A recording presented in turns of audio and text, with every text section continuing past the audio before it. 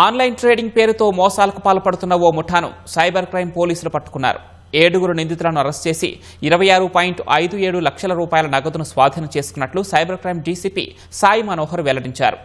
సురేష్ రెడ్డి అనే వ్యక్తికి online trading ద్వారా అదనపు లాభాలు వస్తాయంటూ సైబర్ కేటుగాలు నమ్మబలికారు.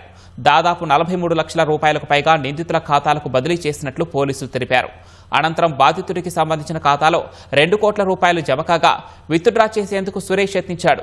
డబ్బు విత్డ్రా చేయాలంటే పన్ను చెల్లించాలని విడతల వారీగా 60 లక్షల రూపాయలకు పైగా కాజేశారు. చివరకు నిందితులు చేతులెత్తివేయడంతో సదరు బాధితుడు పోలీసులను ఆశ్రయించాడు. సురేష్ ఫిర్యాదు మేరకు రంగప్రవేశం చేసిన సైబర్ క్రైమ్ పోలీసులు సాంకేతిక ఆధారాల సాయంతో సైబర్ నేరగాళ్ల గుట్టును రద్దు చేశారు. అదుపులోకి తీసుకున్న 7 నిందితులను రిమాండ్కు తరలించనున్నట్లు cyber crime DCP Sai Manohar వెల్లడించారు. ఫేస్బుక్లో ఒక ట్రేడింగ్కి సంబంధించినటువంటి యాడ్ వచ్చింది.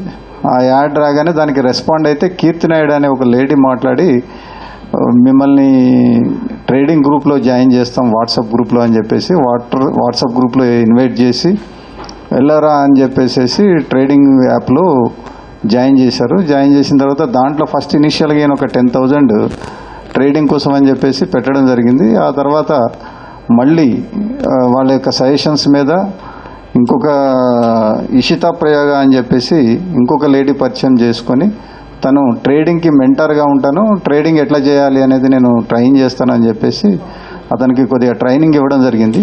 డిపాజిట్ చేసిన వితిన్ 2 డేస్లోనే టోటల్ అమౌంట్ ఈయన పెట్టినటువంటి 2160 ప్లస్ 2190కి 2,04,54,000 రూపీస్ ప్రాఫిట్గా చూపించడం జరిగింది. ఈ అమౌంట్ని అతను విత్డ్రా చేసుకోవడానికి ట్రై చేసినప్పుడు వాళ్ళు ఏమన్నారనంటే విత్డ్రాల్కి యాక్సెప్ట్ చేయకుండా ఐటీ కట్టాల్సి ఉంటుంది, మీరు 46 lakhs ఐటీ కట్టమన్నారు. ఆ తర్వాత రిపీటెడ్గా ట్రై చేస్తే మళ్ళీ కట్టమని చెప్పారు.